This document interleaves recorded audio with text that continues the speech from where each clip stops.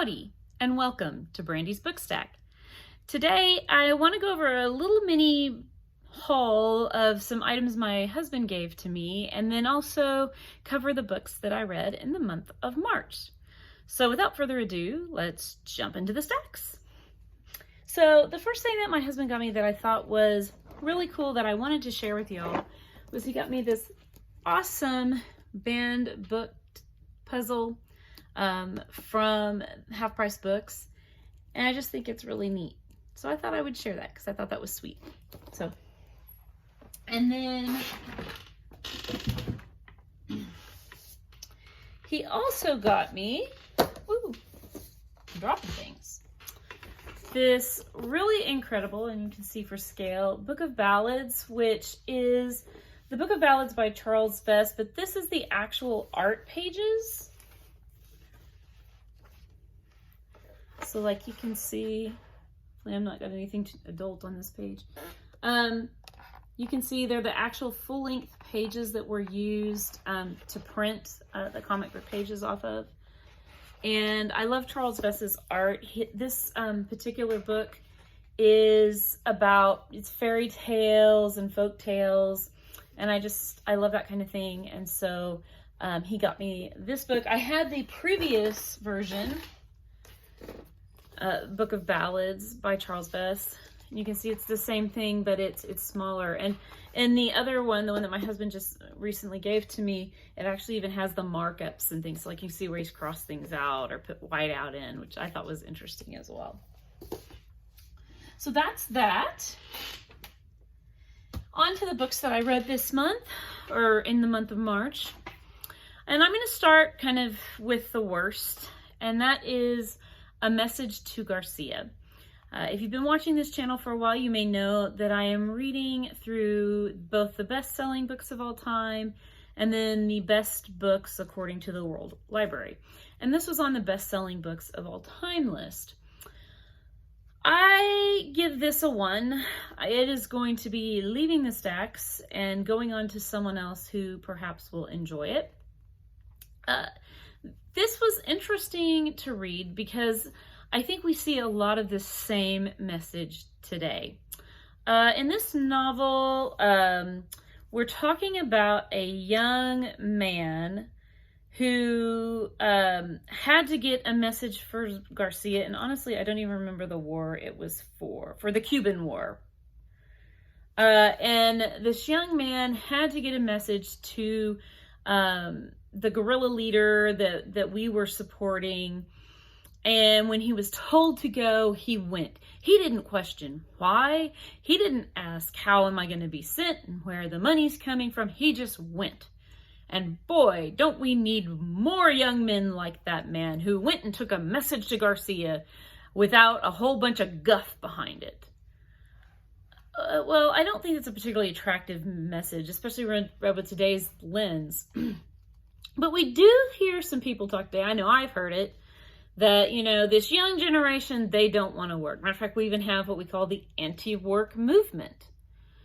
But then, as now, it neglects the legitimate concerns of the people who don't want to work. One of the things I really hated in this book was that there's a story told of a young boy who needed a job, and the man who's writing this, you know, gave him a job, you know, kind of begrudgingly and out of charity. But boy, he did a great job because he worked so hard and his work ethic was so great. But then one day they think that he is selling secrets to their competitor. And they find out that he's been coming in on the weekend. And like they sneak in and follow this young boy, and to find out that he's been writing letters back home, but he didn't want to do that on company time. And it's just so arrogant and condescending, and I found it very distasteful. I find it very distasteful today when people gripe and say that our young people don't like to work or that they're all lazy. The one thing this book does show us, I think, is that that is a eternal sort of mantra. Each generation thinks the next generation is a bunch of lazy no-goods and not as good as their generation. But I certainly know a lot of people in younger generations from mine who are extremely hardworking and are really the building blocks of our country and our future. So I don't like this message. I don't like it here, and I don't like the message when it's delivered that way today. So if that's your thing, if you think, yeah, absolutely, I love it when we gripe about the lazy youth, then yeah, sure, read this book. You'll love it. But for me, it was definitely a pass. The next book I will just talk about because I have already returned it to the library, and that's Natsume's Book of Friends, Volume 2. This is a very charming little graphic novel that covers a young man named Natsume who inherited this Book of Friends from his grandmother. And the Book of Friends basically is a spell book that binds yokai or spirits inside of the book. And Natsume decides he wants to free these spirits, which you can only do by saying their true name, which is very exhausting to Natsume. And in the process of this, he meets his mentor, which is a yokat who resides in a beckoning cat figurine. And this yokai makes him the deal that he will protect Natsume as long as if and when Natsume dies, that the yokai will inherit the Book of Friends. So they go on all these little adventures. If you like adventures kind of in the vein of Scooby-Doo, this is kind of like a Japanese Scooby-Doo a little bit, except it's just one guy. And the other thing that's interesting about this is Natsume has in the past, his parents have passed away, and he's been bounced from relative to relative to relative, and he's finally with relatives who actually care about him and want him to succeed. And in the past, when other relatives have gotten tired of him, it's always been because he can see yokai and others can't, and it ends up getting him into trouble. Whereas his new foster parents are loving and caring, and he doesn't want to upset that apple cart. It's a very sweet story. Once you know the initial premise, you could kind of jump in anywhere because they're little like one-shot stories. They encounter a yokai, and it's what happens with that yokai. And they're just very sweet, and they're a nice escape. So I would give it about a 4 on a 5 rating scale. I think it's really good. The only fault I can find with it is that the translation at times is a little clunky. But other than that, it's a great choice. A sweet young adult graphic novel. The next thing I read was The Black Tower by P.D. James. I had never read anything by the famous mystery writer P.D. James. This was my first one, and we follow the detective Adam Dalgliesh. And by the way, I found out the coolest story about how she named this character. She had an English teacher in high school that really encouraged her, whose last name was Dalgliesh. And she named this character in honor of her English teacher. She asked her English teacher what her father's name was and used his name as the famous detective that's in this novel. And I just thought that was really cool and sweet. So I thought I'd share that. This novel takes place in what we would call in the United States a nursing home. But it is only for younger adults. No elderly people are here. And Adam Dalgliesh has just begun a process of recovery. He thought he was really going to die. He had been diagnosed with an illness and thought he was going to die, only to find out he'd been misdiagnosed and that he was actually going to recover quite quickly. And so he has this sort of new lease on life. And he decides he's going to put the detective game behind him and do something else.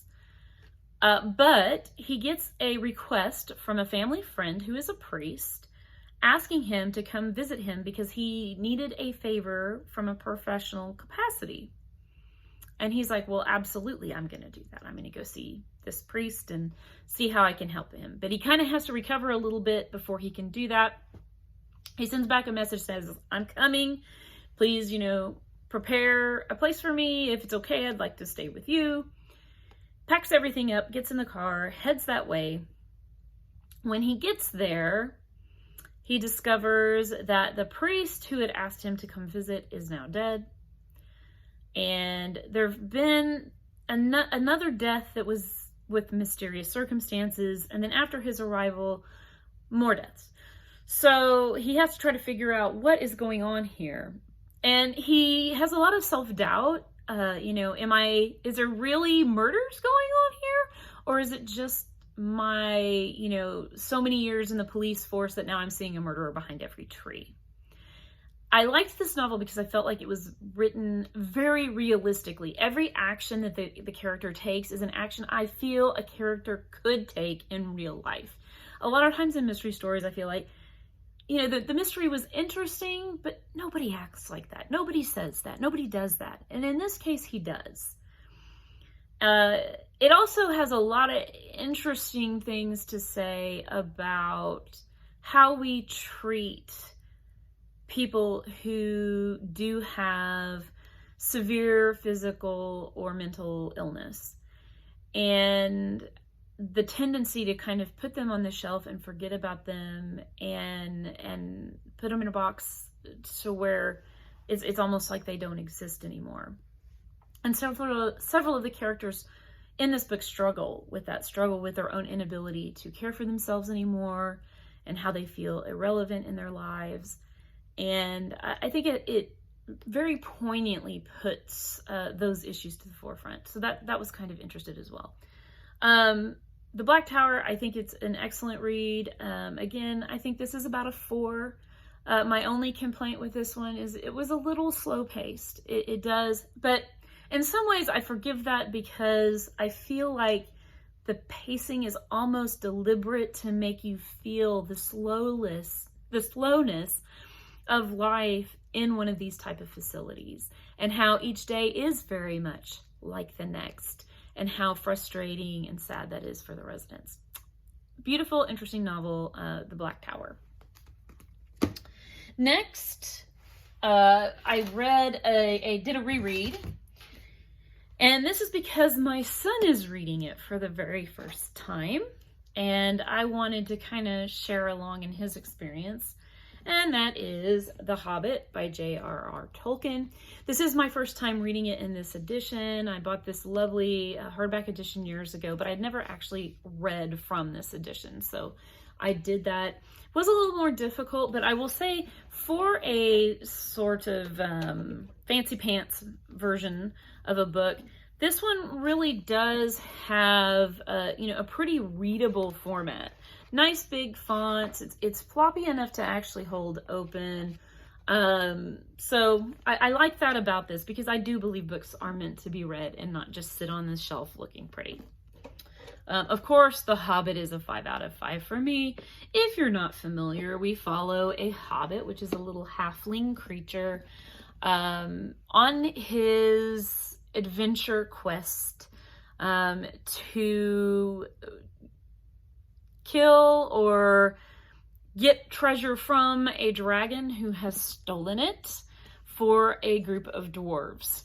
And it is silly and fantastical and a little bit scary, but not so scary that, kids would be afraid.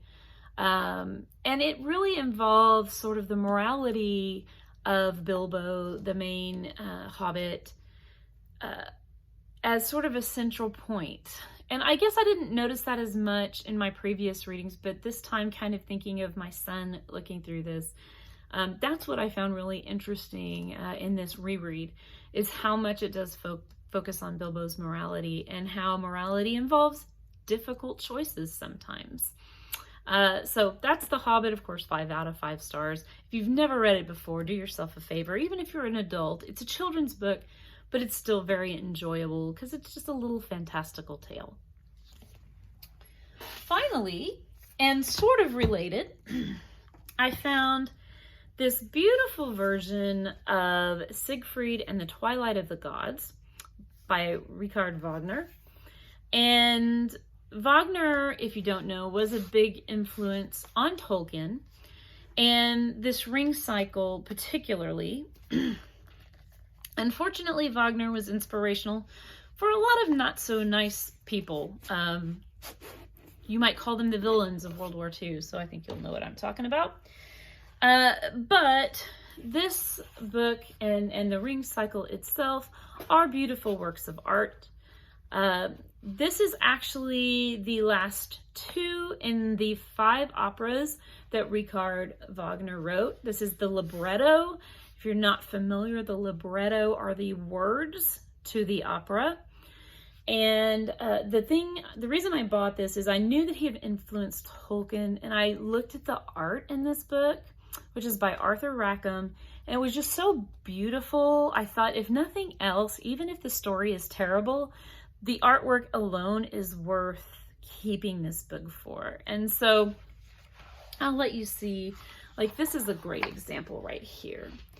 This is a picture of Wotan, beautifully illustrated. And this book, like Tolkien, oh, I just lost this. This was a Heritage Club novel, so of course it comes with the little sand glass paper that comes with so many of those. And this book, it starts with Siegfried, whose parents are now dead and he's been abandoned, and he is raised by this dwarf called, I don't know if it's Mime or Mime or how you pronounce it. It's M-I-M-E. And he's raised by him, and he's not raised for love. He is raised because they're hoping that Siegfried will steal the Ring of Power and wrest control from the Nibelungs. And so when he is older, and he is now to the point where he can take this over, so already we see the parallel with Tolkien with the One Ring of Power. One of his first actions is to slay a dragon, another parallel. There's a sword he has to reforge to claim his destiny. Of course, that is similar to Narsil in The Lord of the Rings. So if you like that sort of fantasy that's in The Lord of the Rings, you will probably enjoy this as well. I very much did. The one thing I did not like about these librettos is there is an unalive scene at the end of this book, and I did not like that. I just don't like those types of scenes, be they in books or movies, particularly when they're glorified, and this one kind of was. So if you're sensitive about that, this is probably a skip for you, but otherwise I did really enjoy it. Again, I think this is about a 4. It would be a 5 if we didn't have that one scene I talked about in it, but definitely worth it, and worth it alone for those beautiful illustrations. So there's a companion novel to this that I'm hoping, or novel libretto to this that I'm hoping to find. I may ask for that for like my anniversary or something like that, to get the other volume that goes with this one. But for now, I'm very glad that I read this. So that is my reading wrap up for the month of March. What have you been reading? Please let me know in the comments below. As always, don't forget to like, subscribe, and ring that bell. Thanks. Bye.